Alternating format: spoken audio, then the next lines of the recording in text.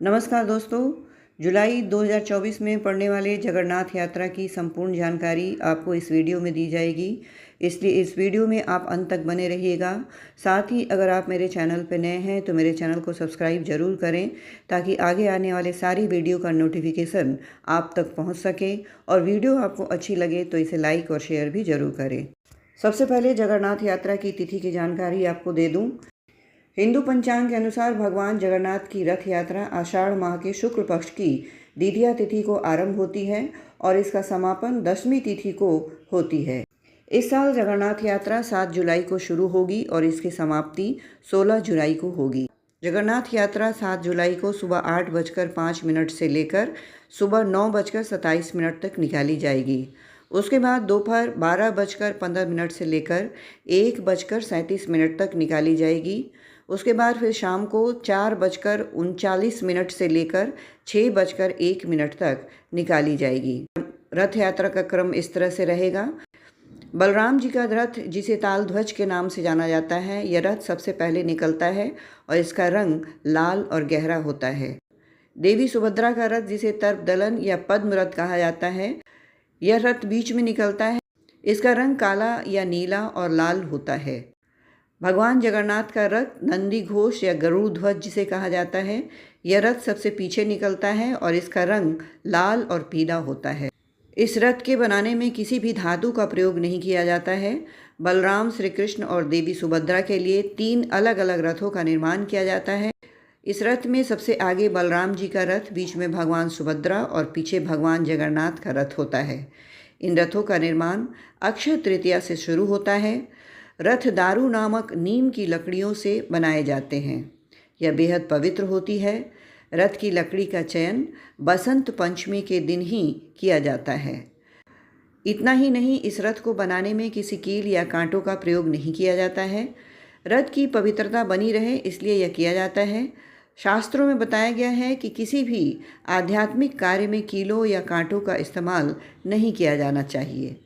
रथ में किसी धातु का इस्तेमाल भी नहीं किया जाता है। उड़ीसा की विश्व प्रसिद्ध भगवान जगन्नाथ की रथ यात्रा की परंपरा लंबे समय से चली आ रही है।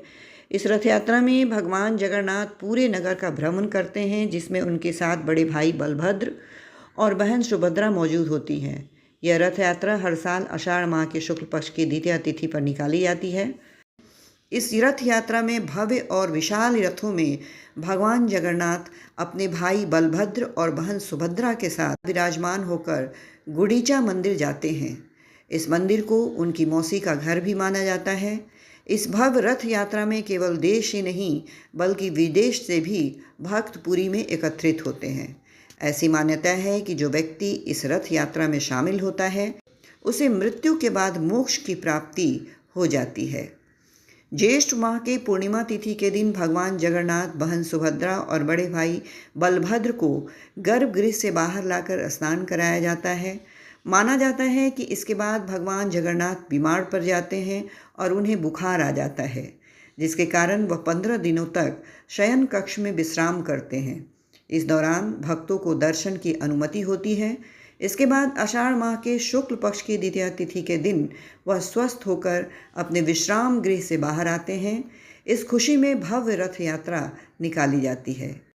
पुराणों के अनुसार रथ यात्रा में जो व्यक्ति श्री जगन्नाथ जी के नाम का कीर्तन करता हुआ गुंडीचा नगर तक जाता है वह पुनर्जन्म के बंधन से मुक्त हो जाता है। जो व्यक्ति भगवान नाम का कीर्तन करता हुआ रथ यात्रा में शामिल होता है उसकी सभी मनोकामनाएं पूरी होती है। माना जाता है कि रथ यात्रा में भाग लेने मात्र से ही संतान संबंधी सारी समस्याएं दूर हो जाती है। कुछ धार्मिक मतों का कहना है कि भगवान कृष्णपुरी में भगवान जगन्नाथ जी के रूप में पृथ्वी पर हैं। साल में एक बार वह रथ यात्रा नामक यात्रा पर जाते हैं। इस यात्रा पे जाने वाले भाग्यशाली लोगों को 100 योगों का पुण्य मिलता है। भगवान जगन्नाथ की कृपा से लोगों को मोक्ष की प्राप्ति होती है। आषाढ़ महीने में पुरी में स्नान करना आपके लिए सभी तीर्थ स्थलों पर जाने के समान अच्छा है। एक और भी कहानी कहती है कि रानी गुंडीचा ने अपने पति राजा इंद्रधुम्न से, जिन्होंने मंदिर बनवाया था, रथ यात्रा शुरू करने के लिए कहा था, ताकि पापी और वे लोग जिन्हें मंदिर में देवताओं के दर्शन करने की अनुमति नहीं है वे उन्हें देख सकें और मोक्ष प्राप्त कर सकें। इस रथ यात्रा को इसी वजह से गुंडीचा यात्रा भी कहा जाता है। ये थी जानकारी जुलाई 2024 में पड़ने वाले जगन्नाथ यात्रा की। अब आप किरण राव को आज्ञा दें। नमस्कार।